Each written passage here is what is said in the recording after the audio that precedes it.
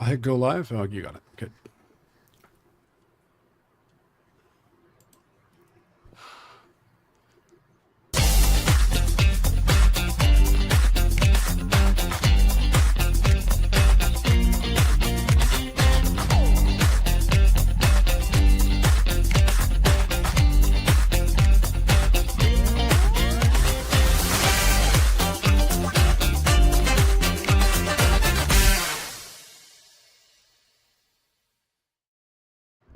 Hello and Hello. welcome.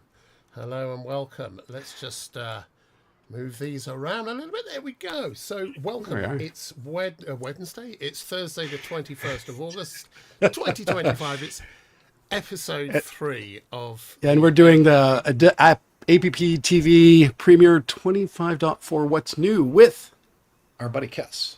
Woohoo! Glad to be here. Thank you for doing it. Yeah. So Premiere has released a new update in the last week.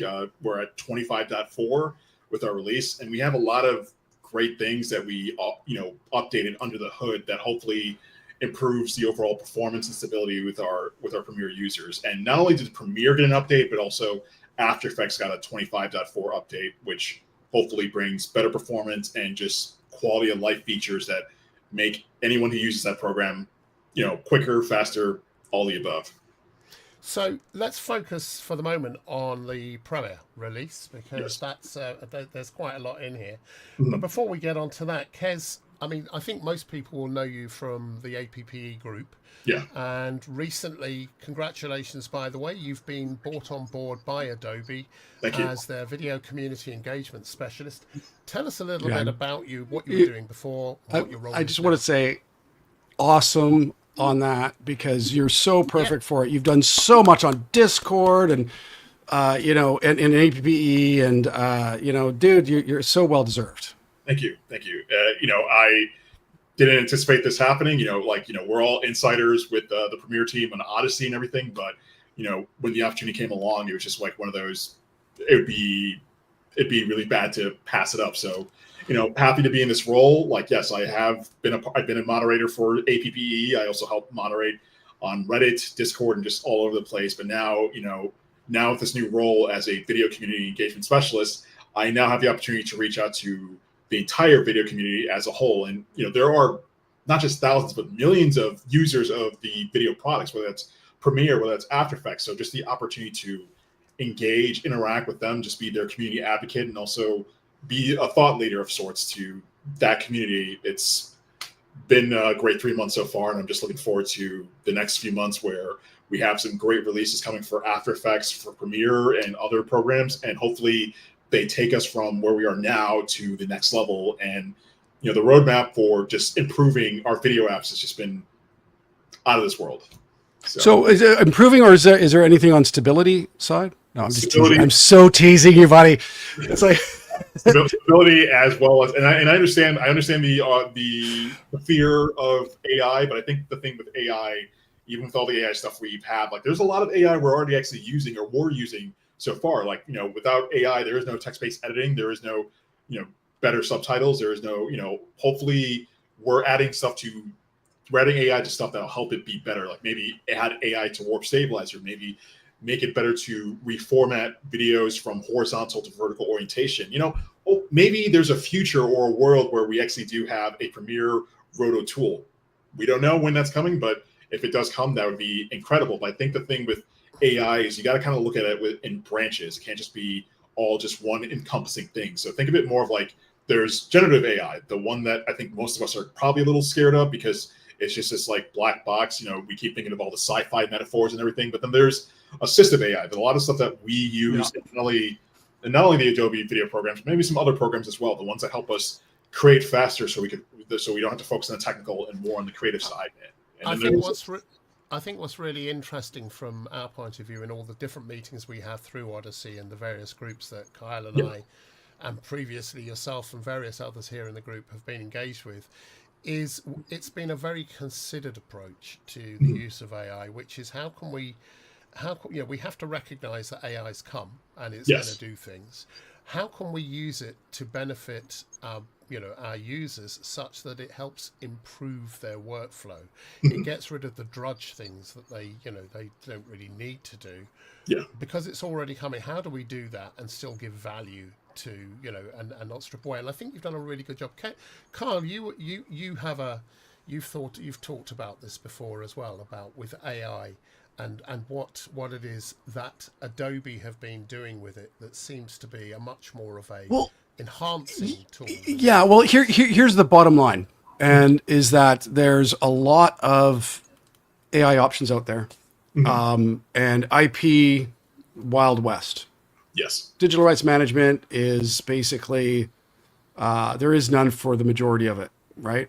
And, on one level, there's the creative process. Like if I were a young creative just starting out and I wanted to throw in a text prompt to create what I wanted to create, damn, that's awesome. Yeah. As somebody who's honed my skills over, last couple of months, decades, whatever, I it's like, hey, come on, this is so easy. And so, the good, fast, cheap pick two paradigm is now all three: good, fast, and cheap. And to make the same amount of coin we made 5 years ago, even 10 years ago, you have to do a considerable amount more product. So AI, in a sense, go ahead. I think just cover that off. I think one of the misunderstood things about AI is it's not cheap.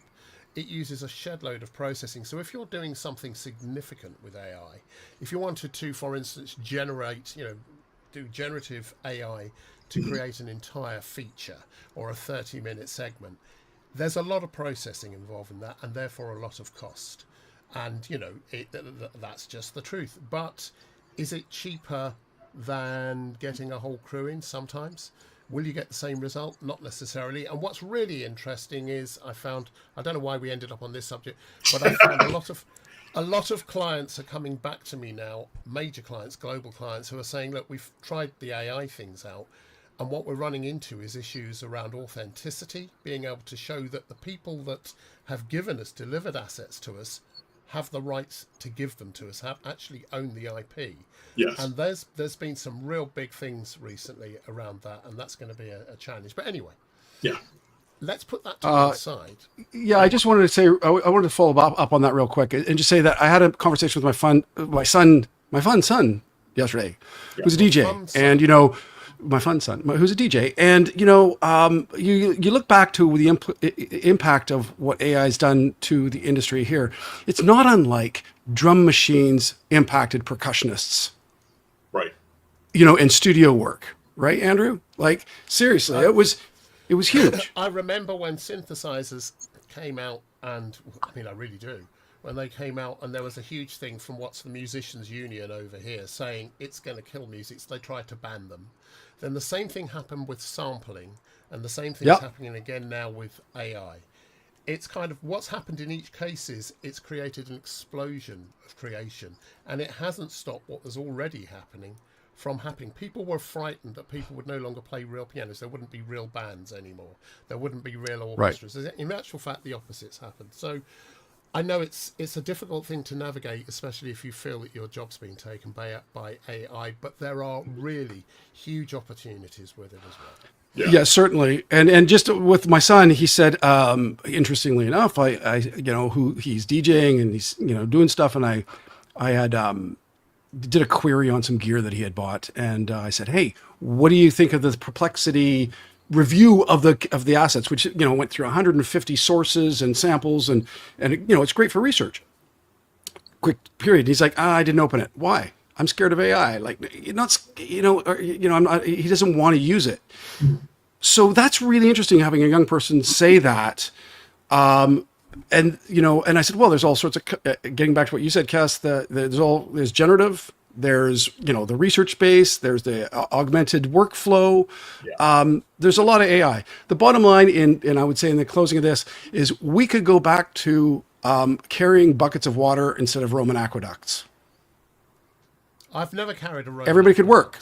Everybody could have work then, So the reality is that we adapt, and our evolution as a species is to create tools that make our life or our work output more efficient, right? So Hasn't made me any cake yet, though. No, yeah, we'll see how it goes. And it's like Speaking of being efficient, you guys have had the opportunity to live through the internet boom, and remember how significant that was to, not only our industry but just like humanity as a whole. So the closing of this AI thing is like trends are cyclical. So like if one trend happened maybe 20, 30 years ago, it'll kind of rebirth itself in another format.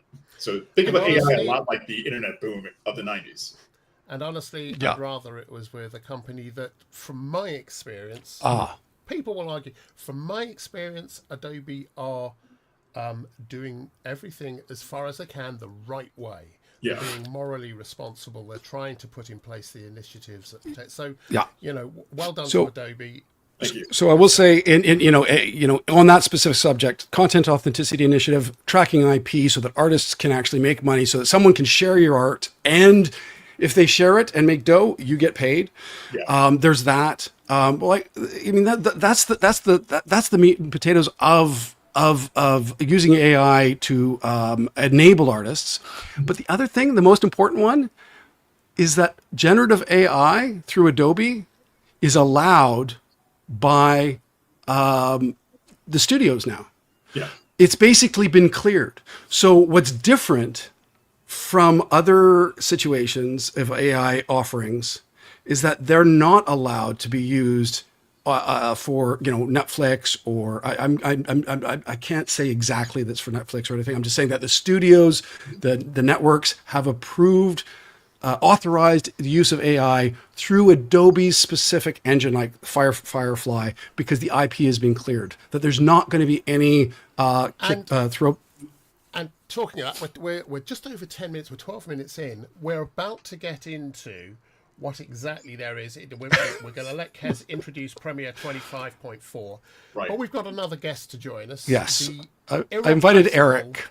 The irrepressible and rather wonderful Eric Addison. Eric, how are you, Eric mate? Addison. Hey, buddy. Hey, buddy. How are you, brother? I'm good. I feel like this is one of those Tonight Show episodes where, like, the start back in the day when Johnny would host the show and like people were like wandering around the halls of the studio and like, they would just, Don Rickles would just like happen and walk onto the show. And, it's kind of like, oh, there's Eric. Let's get him on the show too. I don't know. I was 6 when that happened, buddy. No, I'm joking.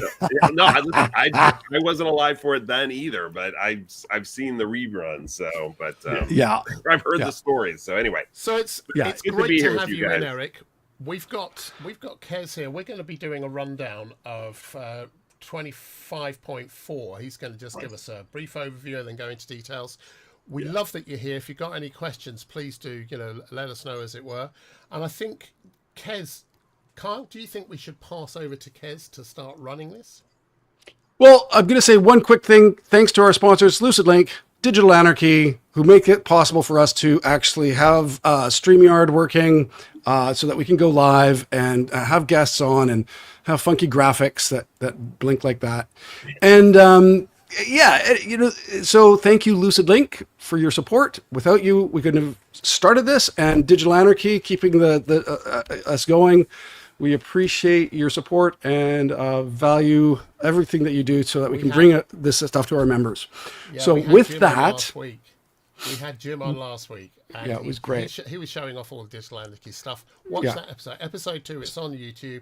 Have a look. He's a great guest and he's a fantastic guy. So, as you say, after you, Carl, make the introduction. Okay, so, Kes, Premiere 25.4, what's new? Lots going on. Do you want to just do the quick overview and then get into the deets?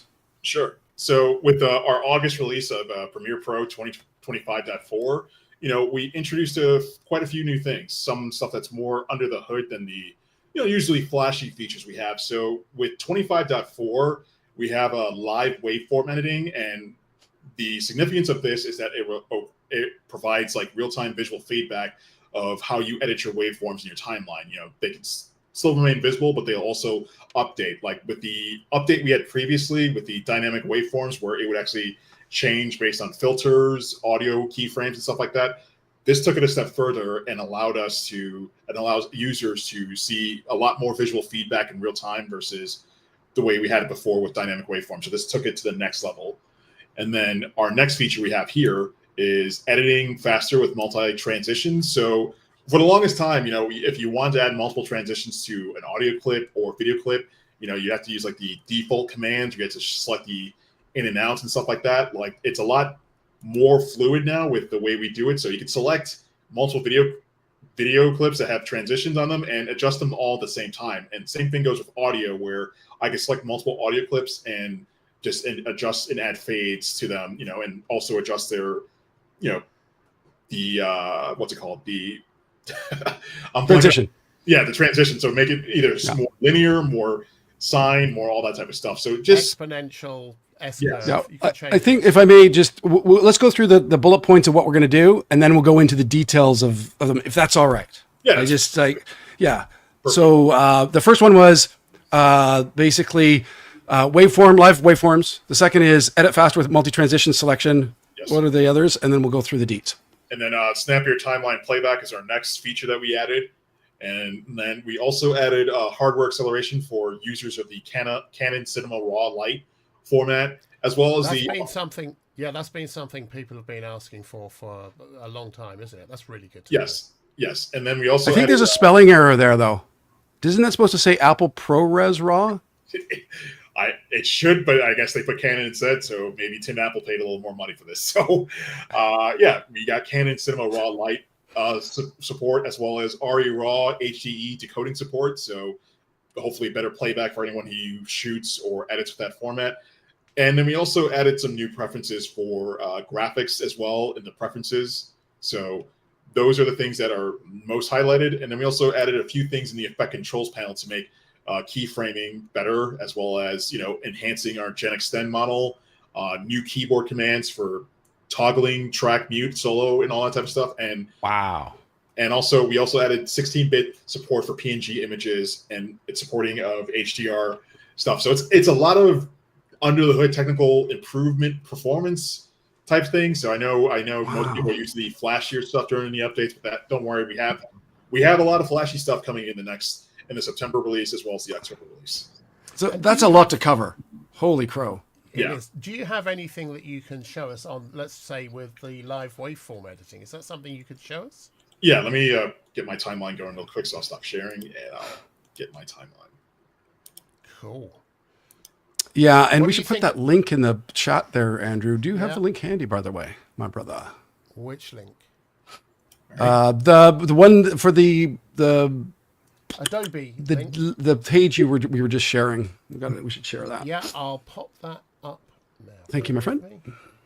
All right, so I got a timeline here real quick with live waveform feedback. And Warren. Hang about. Right, so you've got that up. Let's just bring this up. All right, as you remember, we did enable the ability to do dynamic waveform. So that is one of those things that is been improved, but now, you definitely see a lot more stuff. So I had keyframes here. There's more feedback. Wow. What? More real-time stuff and just, yeah. That's really cool. Kes, could you play live right now, like loop it and then adjust it? I want to see if that happens. Does it because that for me would be, that's when I can hear it and I'm adjusting the waveform while I hear it. That's the cat's pajamas. Let me see if I can do link the bee's knees. Or hold on, let me see my link playback. Andrew, do you have any other English terms like that? Cat's pajamas, bee's knees. All right, so lots. Voices, lots. Voice changer, text to sound effects, voice cloning, conversational AI agents. So this is just a voiceover for something that I did. That's on a bit of a download, but not so much. But just the ability to adjust waveforms in real time also plays. This service seems to be popular among users who want a professional grade voiceover without having to go through a voiceover service. So it is working live. Yeah. Well, is it now? Is it responsive enough that you can actually see the waveform and hear the same change at the same time? To a degree, yeah. Don't forget, there's probably going to be a slight delay here because of the way it's coming up to us. So we're seeing here, there may be So amazing. Yeah. So what Adolfo and his team did with audio and waveform feedback is make it a lot more responsive. Because I know for the longest time we had to probably, a lot of our users weren't seeing a lot of great waveform feedback in seeing a change. Like, you only really see a change if like you use the ability to adjust like the audio gain and stuff like that. But now that we have that, it allows our users, it allows Premiere users to see this more in real time and get more feedback versus just playing the guessing game with audio filters or the other track mixer and things like that. So, you know, kudos. I love that it's what you see is what you get. Eric, Mm-hmm. what are your feelings on this live waveform editing? I think it's fantastic. What's your feelings? No, it's amazing. Yeah, no, it's awesome. I mean, I adjust keyframes while I'm playing all the time, hitting the bracket keys to kind of go back and forth and play it, kind of go up, kind of go down. Yeah. And so, yeah, having that waveform adjust is, you know, because, yeah, it's a great addition. Thank you. Thank So you. you've got Yeah, a second I waveform. remember. Sorry. Go on. I just remember waveforms not generating, like, you know, you'd have an asset in and then basically I would have to zoom in and get the waveform to redraw because, you know, in the cache. And so that was like it was consistent. And I just sort of like, oh, geez, I got to zoom in and play it and force it to redraw. Right. And so this has not only fixed that, it's made it like reactive. So that's brilliant. Thank you. Yeah. And then That's what you get. Yeah. Exactly. And then, like, you know, if we have with multiple transitions, like for the longest time, like I was saying before, like, you know, if I really wanted to do this, if I wanted to like select these two clips, I have to select the in and out points, and then I have to right click and apply a default transition. And, you know, but not anymore. So I can select both these audio clips right here, and I'll zoom in ever so slightly so we can see it better. And so we're on to the next subject, which is multiple audio transitions, right? Exactly. So with multiple transitions, all I have to do is select both clips now and just drag this, drag our fader handle here, and it adds it. And it allows me to adjust, it allows me to go up and down, all that cool stuff. And then like if I were to add like two transitions to this, and I want to adjust them because they seem like they're too short, all I have to do is select it and, you know, zoom in right here, and we can adjust them both. That's very cool. I remember on the group, The post, there was someone was talking about whether or not you could actually do it with transitions between two different audio clips. So essentially crossfades, whether or not you can automatically. Yeah, you should be able, you should be able to do that. So let's actually do that real quickly. Let's do that live. And we have these two audio clips right here. Wow. That's really cool. And you're adjusting the curves as well as the length of the fade. That's just astonishing. Yeah. So at the moment, you know, I think it only goes to one side, but I'm pretty sure we'll make sure to allow it to do both left and right. So, you know, pardon the demo. You know, sometimes when you're demoing, you want things to just go right, and sometimes when you're just calling it audible, it goes the other way. But yeah, for the most part, we can do it between transit. We can do it between edit points as well as, you know, points on different clips and stuff like that. So, but what we're not seeing here, this isn't a crossfade we're seeing at the moment. This is just four separate. Oh no, that is a crossfade. Yep. Wow. Yeah, it's just because it's on a matched frame. I think that Wow. doesn't. If the colors were different, it would be. Hang on a moment. I'm just backing away. Hang on. There we go. I love the Bezier business. Yeah. I love the Bezier business. That's for me is huge. Please, for video. Yeah. I want this for video transitions. I mean, honestly, that's the number one for me. I would like to be able to change that opacity to be elegant and sweet, not just a film impact dissolve. You mean like me? Elegant and sweet. Yeah. So like when you're talking about the film impact resolve, are you talking about like how the transition looks like very translucent on parts of it? Just that we always had to use the film impact dissolve to get a decent dissolve. You know, there's you know, the luminance setting and you know, the high quality, you know, for the sequence and all that stuff that you had to have in order. There's a bunch of switches that we had to have, and then that way the fade up or fade down native to the Premiere would work ish. But it still stepped. It never came up beautifully. So film impact dissolve gave a better look. I always used opacity keyframes on an S curve because I wanted to have a nice little smooth transition in, or a nice like long where the text or the video would just fade out nice and sweet. Right. And so what we're doing with audio here, applying it to the video transitions would be huge. Being able to adjust that S curve in the transition. Oh my goodness. Yeah. Please. I'm please the and thanks. same. I stopped using the cross dissolve inside Premiere whenever the Film Impact one came out. It's just okay, that's, and the film dissolve that they put inside Premiere, the sort of that was supposed to be better, is not. Yeah. You do have at least 5 different. So you have a natural, low light, highlight, film, and cross dissolve. So Film Impact, yeah, those guys hit it out of the park. They really do fill in those gaps that a lot of our users want to see. So you bought Film Impact? Yeah, bought. Actually, no. Think of it more as like I've known them for 12 years, and I've been a beta tester, so I have a great working relationship with Jaap and his team, who are phenomenal to talk to and to work with. So they're just doing great work. Love those guys. Yeah. Cool. I would like to be able to put the frames that you had, Kes, on the help file before we start a segment. So could you show us that? So that way, if members want to go to the help file for this, we'd be able to grab the multiple audio transition thing. All right. Yeah. Let me switch screens real quick. All right. Eric, what are your thoughts about? I mean, I'm with you and Kyle. Well, all of us. Yeah. So, Kyle, were you talking about the what's new file or just something? All your what you had a bunch of what's new pages set up just as sort of markers for chapter markers for us before you get into your demo. So, would it be okay to sort of like flag each one so that everybody watching would be able to go, oh, that's that part. Yeah. And then I'll try and add the super for each one. Yeah, so in fact, let's go to smoother, faster timeline. So if you could pop that up real quick. And hi, Warren. Good to see you in the chat. Great. Hey, Warren.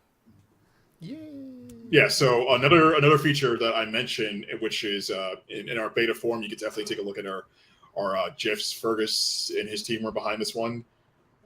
It's called Smoother, Faster Timeline.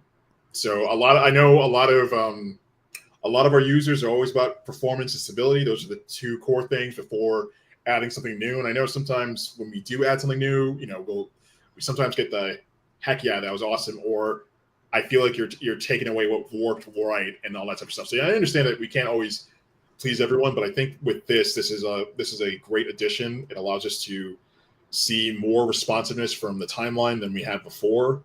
So zooming in and out, even when you have thumbnails enabled, when you're doing trim, slide, ripple operations, you're able to see that playback a whole lot better. That's really cool.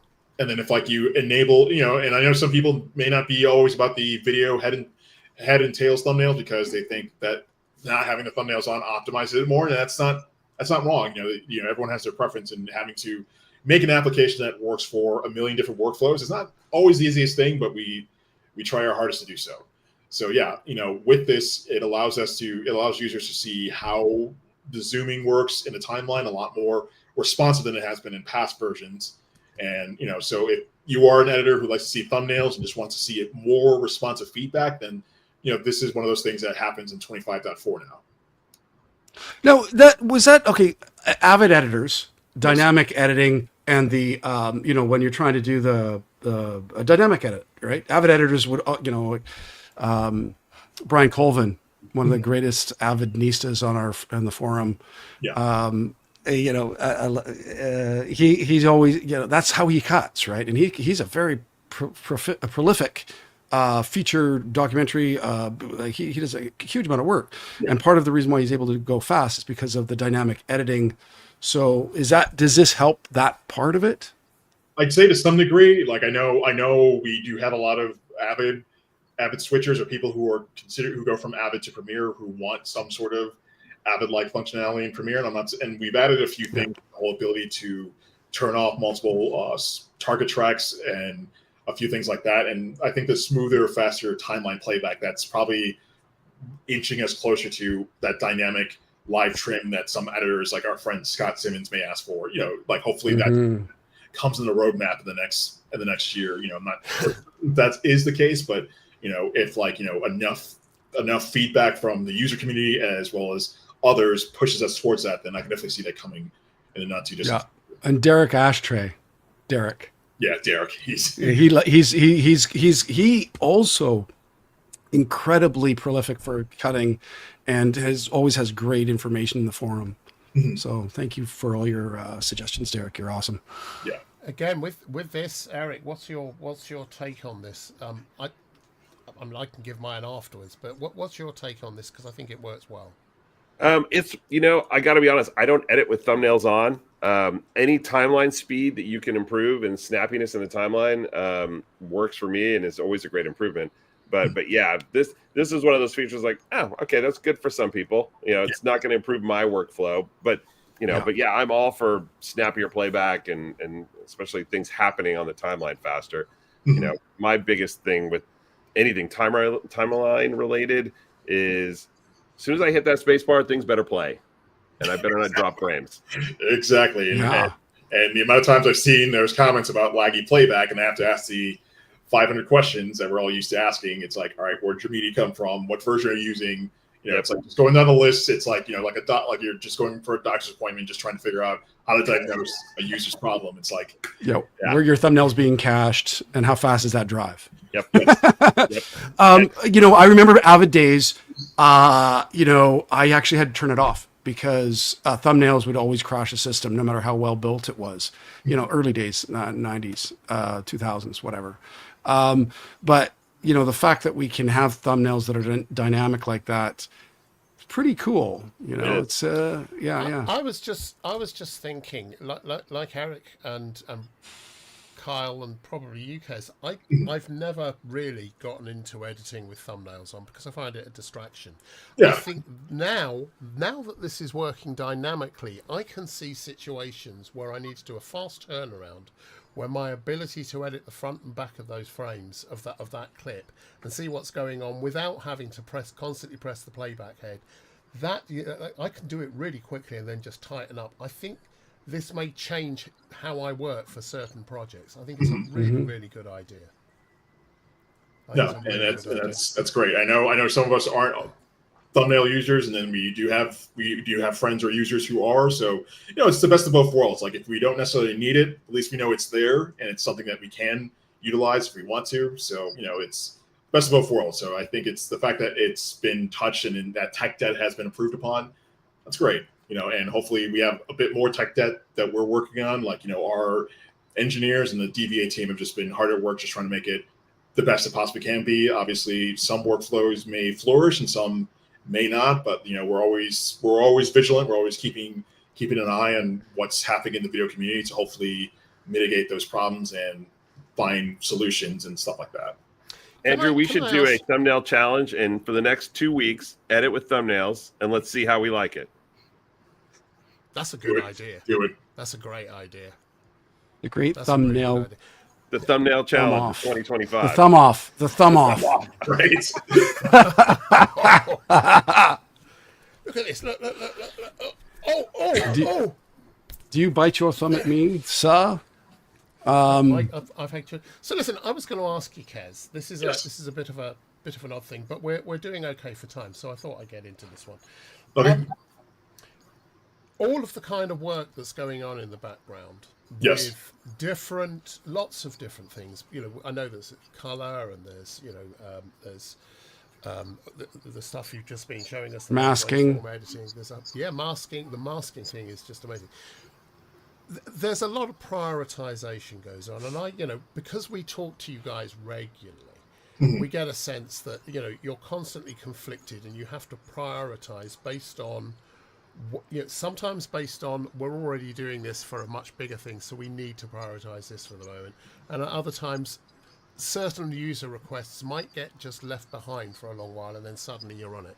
Do you want to tell us a little bit about how difficult is it being involved in that kind of environment where users expect you to be able to react immediately to whatever their requests are. What's the story there? You must talk about it internally.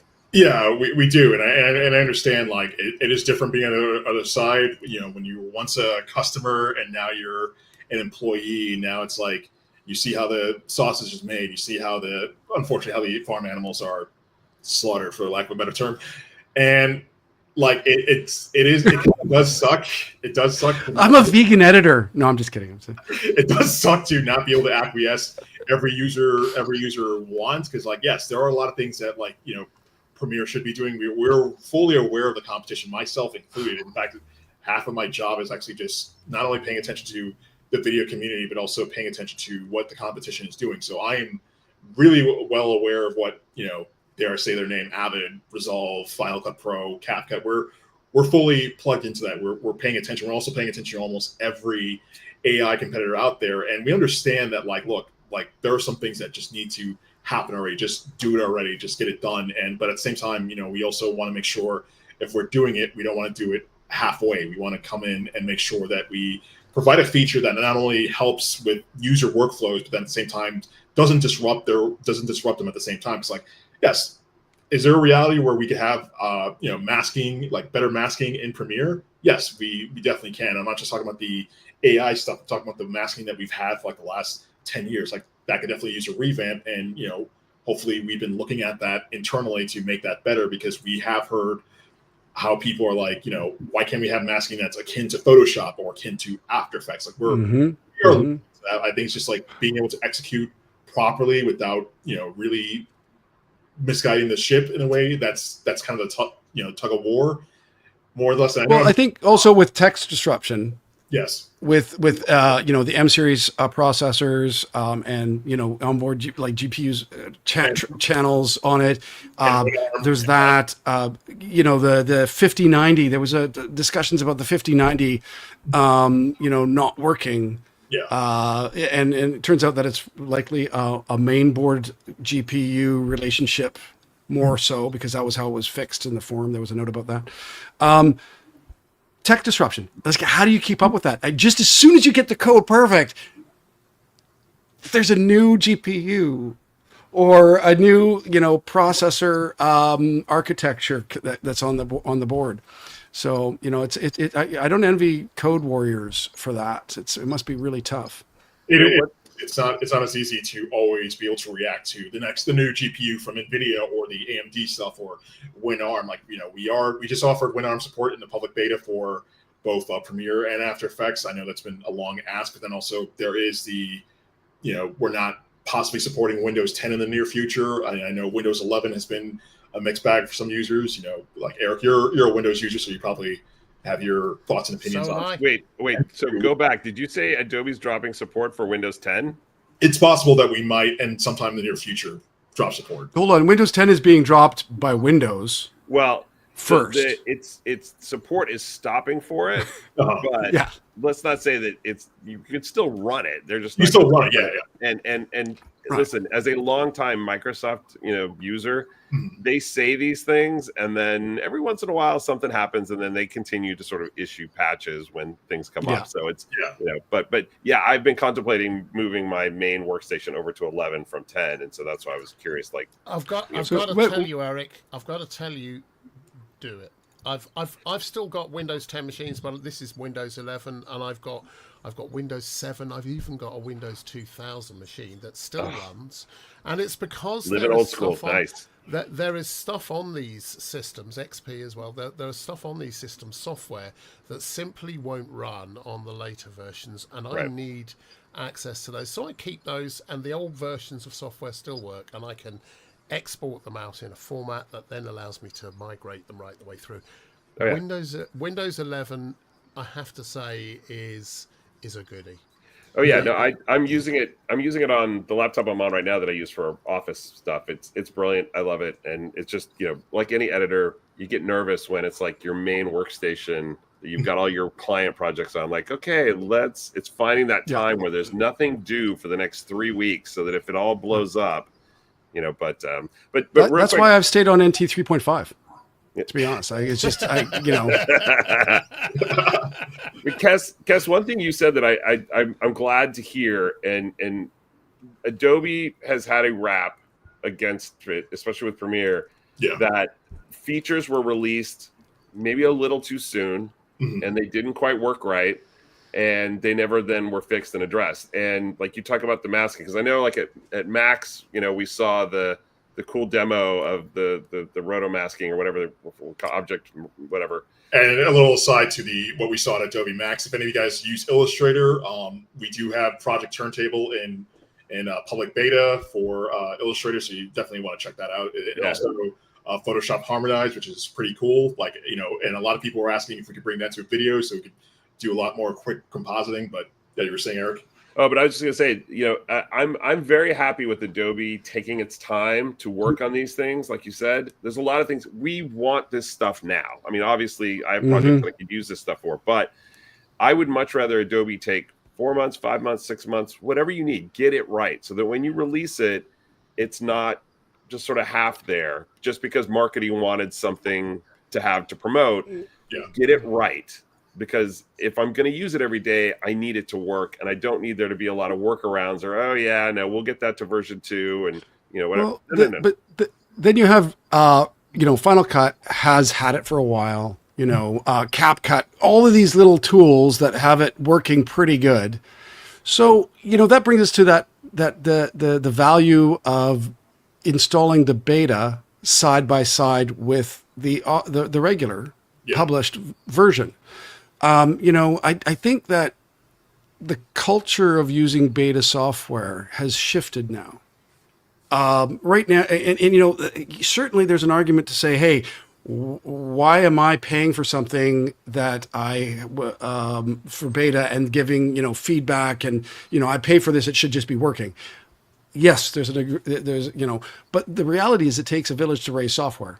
It takes all of us to give feedback. The code warriors in the lab don't have the real world builds of various GPUs and peripherals attached, and you know they don't have everything. They have emulators maybe, but so that value of the community giving feedback on the beta is huge. And I think that's one of the reasons why APPE is such a valuable asset to software developers. You know, our forum and the members, the brain trust is incredible. It's deep. So, and go ahead. I worked for a long time as an international product development manager for a major music, you know, hardware instrument company based in the States. And I remember we would get around about the time when software sampling was coming out, and we had hardware samplers, we would get feature requests, and engineers would start working on one thing, and then someone else would ask something else, and you would get pulled from pillar to post. What I learned, and we started, you know, in the very early days, we started doing online submissions saying, look, you know, tell us what's your favorite. Would you buy this at this price if we focus on this? And do you know what? It didn't work. It didn't work. So actually what we realized at the time, and what I think you guys are realizing, is there will always be some other feature in another piece of software that does something better than you do. But in the entirety, Prem Pro is far and away the best thing. And the other thing I was going to mention was sometimes you know the engineering staff will chase down something saying, look, we can tidy this up. Let's just take masking. We can tidy this up a bit, or color. We can make Lumetri a little bit better, a little bit better, a little bit better. And then suddenly you come to this point where you go, I can see the end of the road here. We can only take it so far. We need to do a complete rewrite. So with the best will in the world, you will promise something and then realize that you've actually got to do a complete rewrite, which takes even longer. But guess what? The color that's coming, we know what's going on with color. We're already seeing that. It makes a huge difference. So your coding people, I know, you know, you get marketing and everyone else jumping in on this, but I think you're doing the right things. And I agree with Eric. Taking your time, getting it right. I'm seeing that. This Prem Pro today is so much more performative than it's ever been. I mean, I'm getting stuff done in a fraction of the time it used to take.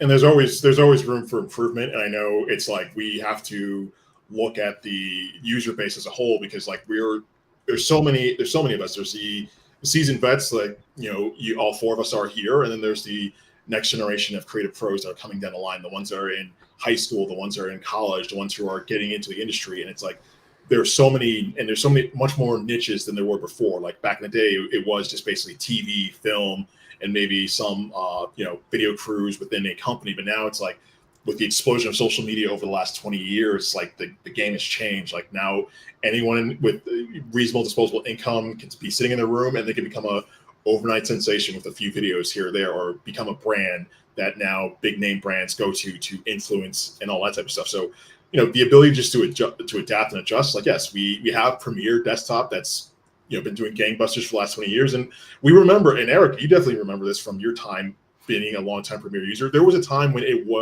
you said that name, it kind of got laughed at, and then like somewhere around 2011, when its cousin Final Cut Pro decided to do a complete rewrite, that's when we kind of grabbed the crown and we took our place at the top of the mountain. And now it's heavy to hold the crown and be as good as we are, because we have to deal with so many outside forces. We have to deal with all the competition coming from multiple fronts. But it does help us to have a stable program. It does help us to look at our features and be like, what's working? Well, like, let's look at what our users are saying. What's working? What can we make better? What can we put AI into to make better? What can we do to pay off some tech debt and show that we are listening, we are hearing you, we will take the time to get this right versus just getting it out. And you're lining it all up for the future. By the way, Eric, as we were talking about, people, social media and that, I've noticed your Snakes and Cakes social media channel has just got 10 million views. Amazing, man. Amazing. Wow. Congrats, man. Snakes and Cakes. Cakes. Eric Addison, Snake and Cakes. Wonderful Snakes and channel. Cakes. I have no idea what you're talking about, but neither do I. I'm making it up as I go. I'm lying through my teeth. Oh my God. I'm lying through my teeth. Andrew, it's a good thing you're beautiful, because that sense of humor is just a bit of a challenge. So listen, talking of sense of humours, let's get back, because we were talking about Windows. Yeah. We were talking about Windows, and I noticed another thing which you've announced in the updates, in the latest 25.4, is new hardware acceleration on NVIDIA Blackwell GPUs. Yes. Tell us a little about this. So what's happened with NVIDIA Blackwell? Can we show the frame just so that we can mark it? And Andrew, do you have those links? Because you had a bunch of pages, and I want to add each one in without all the extra gobbledygook, by the way. Let's take a look. So you were talking about NVIDIA, Andrew, or was it something else? Yeah, NVIDIA. NVIDIA. Okay, so acceleration. We do have decoding for other video formats. Did we have NVIDIA? I'm not quite sure. Mm-hmm. It was an NVIDIA acceleration. Hey, listen, we don't have to cover it. Let's just hardware acceleration. Canon Cinema. That was it. Canon Cinema and Arri Raw. Let's get to that first. Then let's get to that, and you can tell us all about the rest of it. Let's just do this. Here we go. Yeah. So, hardware accelerate. Now that's big. Yeah. That's big. Because I know with the changing formats and all the formats that come from various cameras, whether it's Arri, Canon, Sony, what have you, it's like we definitely don't want. Like, I understand, like, you guys are used to, and I'm used to telling people, like, look, if your camera format doesn't work for you, use proxies. But the ability to not only play it back, but also have some acceleration with your hardware, that is pretty big. And it's like the fact that it works in not only just Premiere Pro, but also After Effects and Media Coder for Windows using NVIDIA, that's pretty significant. Because I know NVIDIA is a popular GPU among Windows users. I know there might be some other GPUs that people are using, but just being able to utilize or take advantage of that with your Windows computers with NVIDIA GPUs is pretty significant. So that means if you do shoot with this format, you should be able to have the ability to get really smooth playback, hopefully, as well as see the performance boosts that you didn't have before in previous versions. So, Kes, yes. Arri Raw, I mean, typically that is cinema filmmakers. That's like top tier shooters. I mean, you don't, people who are renting Arri gear, shooting with Arri gear and, cook glass. So this is a sort of a nod to their needs. Yes. Not just not the social media, like somebody who's doing social media bursts and, using an iPhone. that's they're looking after them too. But then this is the feature film crowd. Right. So yeah, because like I said, our user base is not just people in content creation, but also in TV and film. And we've seen the headways we've made with the Academy Award winning films of Everything Everywhere at Once or Anora and stuff like that. So being able to just tackle the formats of the film workflow are pretty significant. And the sooner we could offer support of things like Canon or RE, the better our editors are able to stay in the creative mode and not have to worry about tech support and things like that, or have to go through the possible process of making proxies for playback. Right. What's the next one? Sorry. Hang on. Before we go to the next one, I just want to cover off because I was talking about the NVIDIA Blackwell GPUs. It was mentioned somewhere. So just so people are clear, NVIDIA GPUs, we're primarily talking for video editing about the RTX series GPUs, which started out, well, I think it was with it was the 2080 or 20 series, then the 30s, 40s. We're now on the 50s. The 50s, is it the 50s that's the Blackwell? I believe it is. So the 50 series is the Blackwell GPU. Now, not everything that's being, so the hardware acceleration on Blackwell GPUs doesn't necessarily work, or in fact it doesn't work on earlier versions of NVIDIA. But you do get significant acceleration anyway using the RTX cards. Yes. And I mention that because this isn't an issue for or by Adobe. This is an issue in hardware software matching, and it's just that they have become so much more powerful that the NVIDIA Blackwell GPUs, I think they just, RTX generally is an amazing platform. I'm sure Eric, you'll agree. The 5080 and the 5090 are extraordinary cars. I've even seen notes about the 5090. Sorry, the 7080 and the 7090. Eric, do you have any thoughts about the kinds of cards that people, GPUs people are using in Windows? Because it's a big user base. I always recommend to the folks that are part of my Premier user group. I always recommend NVIDIA. So the RTX ways are the way to go. I feel. That being said, my two systems run Quadro cards. So I think it's but yeah, the RTX are the best, I think, entry point kind of way to get in, and because they're fairly cheaper than the Quadros at least, and yeah, they're really powerful. So nice. They are. And I know that Adobe have been. Well, by the way, the Blackwell GPUs covers the Quadros as well, the new Quadros as well. So there's a lot going on here. Okay. Well, look, I threw in the note about the Blackwell and what it's specifically accelerating is a 10-bit 422 media, both H.264 and HVEC. And NVIDIA Blackwell GPUs providing great performance that something. It's cut off because you get the idea. So we're getting it's gradually drifting up towards the top of the hour again. The last thing was that we've got on the list anyway is we've got new preferences for graphics. Do you want to tell us a little bit about that?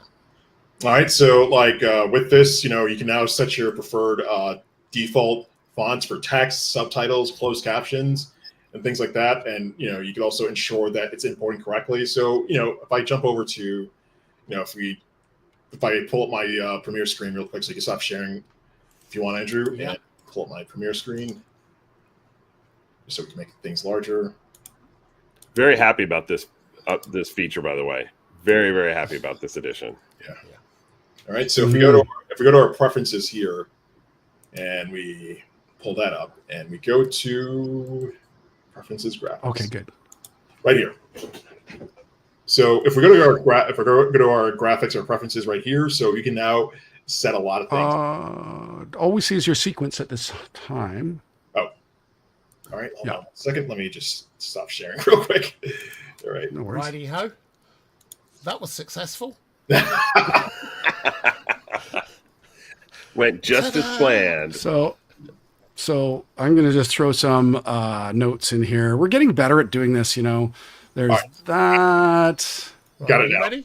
Yep. Okay, here we go. All right, so if we go to graphics, you now have the ability to set your default subtitle and text font. So if I don't want it to be Monaco, I could go through my list of fonts and just change it to something better. So whenever I start making subtitles or text, and it goes straight to this. So like, say, for example, I'm working on a commercial and I don't want to always have to like, make a Premiere Moger to just get that text that I always use for something like that. I can just change it here. And then like I go, so, we've always had the ability to do missing font replacement, but now we have full access to all the installed fonts I have in my system, as well as the Adobe fonts. And then we also have closed captioning fonts, which we didn't have before. And I have access to all of these. Oh, that is cool. Yeah, that is. Yeah. Wow. And I can also. So are you able to adjust the font size for the GUI then? That's what I hear? Not quite. Trust me, I'm well aware I know it's a big boilerplate topic, so I'm well aware of that. And I saw in our forums, like, we are, like, I know hopefully Francis has some news on that in the not too distant future, but for the time being, we are listening to that, and we are trying to figure out a way to make that possible for everyone so they can benefit. So listen, just to cover that, we are probably going to do a whole show about that, about accessibility and about all of those things. The GUI interface, right? Like making it easy for people. That where these things, and we get older, or even just even if you've got perfect eyesight, at the end of a really long edit session, you're kind of doing that, right? So just being able to adjust. Here's the thing, Kylie Penna she made a really, really good post on that entire thing. We had a whole comment about it in the group, and she just said, look, we've known about this for ages. It's something which we were going to do, but we've had, our attention's been elsewhere on other significant things. We were talking earlier about prioritizing. And she kind of said, look, we took our eye off the ball with this a little bit, and we know it's something that needs to be done. However, although it sounds like a really simple fix, it's not. And so I know they're working on this. Some announcements will be made, and we will doubtless be talking about this. We'll probably do a whole thing, as I say, about accessibility. We'll do a whole live stream about that. It'll be part of a show on the GUI improvement, like how the GUI works, and getting feedback from members about what they would like to see. I mean, honestly, the accessibility question is huge. What I do know is Adobe's efforts on all software for accessibility has been pretty significant. And the first step was being able to adjust contrast on that. In the Premiere on the Premiere side, and that was huge. So the next would be the text for the GUI. But it's hard, because how do you shift where does things go when it shifts? It's not a design thing. Yeah, it's a whole design thing, and it means across the entire thing. Because if they're doing it for one platform, Premiere Pro, then they've got to look at doing it also for Illustrator and Photoshop and After Effects, all of it. Out of interest, Eric, what's your take on, first of all, what we've just seen for the new preferences in graphics, but also on the accessibility, UI font sizes, that kind of thing? So I'm super happy about that. Just to nitpick, Kes. Yeah. I would have liked the default font and the subtitle or font to be separate, because I will admit, for like when I create subtitles or for videos, I always use Arial unless the client asks for something else. But for a default font, there's a different font I would want for that, just to have something up on screen. But that's a real nitpick. So, but other than that, I'm so happy that you guys have finally done that. That's a great addition. As to the accessibility thing, clearly the four of us are wearing glasses right now. So editing for as many years as I have has taken its toll. And so, yeah. All right, Kyle. Yeah, no, but I know a lot of users who got upset when they took the console thing away, which I know we're not supposed to talk about, but to increase that font. We can talk about whatever we want. We can talk about that, and what they said was, and it's true, the console was left on by mistake. It wasn't supposed to be in there or accessible, right? And it didn't get maliciously removed. It's just that in cleaning up the code generally, because it was like extra stuff hanging about. Now, just so that everybody's understands what we're talking about, it was basically a cheat code for being able to adjust that. And it was hidden in there. It was like, it wasn't supposed to be public. It managed to sneak out. Got out. And the word got out because it was a really useful thing. And for some reason it didn't get implemented, probably because it impacted the layout and the GUI and stability and all that stuff. So anyway, the bottom line is that we know it's a priority for Adobe. Yeah. Because, a lot of the times we're all members of the Audacity group. So we're not allowed to talk about stuff that we know is coming. And it's so hard to say it's coming, but I guess what it really comes down to is that the people like Kylie Pena, Matt Christensen, basically across the board. Yeah.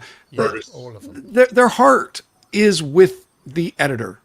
Yeah. It is. They really truly want to do the best thing possible for the editor. And I think that it's not about Adobe, the big corporation, but that if people just sort of go, okay, this person is looking after me, trust that they are. And if we talk to them with real solid data sets about why things happen, that's a lot better way to communicate than saying, damn you broke it. I mean, really. By the way, on another note, if you look at the bottom here, we've got sponsored by. You will notice Adobe isn't there because we independently maintain the group so that editors can talk to other editors about workflows. It just so happens Adobe do sit in and on our channel a lot, and a lot of people on our channel are already talking to Adobe, but we're not sponsored by them. We don't just give them a free card on this. We don't just say, yeah, do what you like. You're paying our bills. They're not. We everything we talk about here is done because we truly believe it, and if we need to hold Adobe to account for anything, and that's happened. As you well know, Kes, if we need to hold them to account, we do. Everything we say here, though, is not from an Adobe slant. It's from our slant, from APPE, to you, our members. So please do, log in and know that we're here to represent your views. And I think, gentlemen, aside from saying goodbye, I just want to. May I add something real quickly to that? Of course. The forum has a reputation for being pretty. Firm about how to present stuff, information. Sometimes we're perceived as defending Adobe, and I can tell you from the bottom of my heart, and I know that it's the same for any of the admins, we are not premier Adonis. We are not Avidnistas. We're not Resolvolutionaries. We're not Final Cut extremists. Yeah. The deal is that we want critical analysis of the software. Absolutely. We want it within context of presenting it with valuable data sets so that we can have the code warriors, the programmers, the devs from Adobe or from different software, extension creators. Let's make sure that we're giving them good data. It's not just about saying, hey, it should just work. Yeah, of course. And just to cover that off as well, the other reason we ask for all the details we ask for and the particular way of asking questions is just simply, it's not just Kyle and me and Kes when he's in, and Eric. All the members, a huge number of members, actually, when someone's got a problem, jump in and want to help them solve it because we're all working, right? And we want to help each other. It's a brilliant community for that. Mm-hmm. And the one thing that's really frustrating when you're posting questions is just saying, my car's broke. What do I have to do? What do you mean your car's? That's sometimes that is the kind of thing we get. So we ask, if you've got a question, give some details. Tell us what platform you're on. Tell us where it's happening, why it's happening, or there's a bunch of questions on there. You can find it in the pin chat. Just do that because that saves that means more members will actually have time to contribute because they don't have to come back and ask those questions. It's They respecting can the just time help of the people that are helping you by providing. And sometimes what's really crazy is that and this is what I've learned, to be patient with people asking questions, and it comes down to this one construct that it took me a long time to figure out. People that are asking for help are asking for help because they don't know something. They don't have the language model to ask the question the right way, ultimately. Right. So they, while we have the answer and we say, hey, well, if you ask the question this way, you'll get a better answer. When someone's asking a question, it's like, why, how long does it take for my car to get to LA? It's like, well, where are you starting from? What kind of car? Is it a bus? I think it's upon us as admins to really truly remember that people don't have the words to ask the questions the right way, and to be patient and to just like to cultivate that kind and teach a person to fish. Don't just give them the fish. So I think that's what makes this is one of the superpowers of the APPE group. I appreciate the members. And on that note, I think we've reached just about the end of the show. So I'm going to ask each of you, Eric, what are your plans for the rest of this week? Do you have much? Are you looking forward to the weekend? What's going on?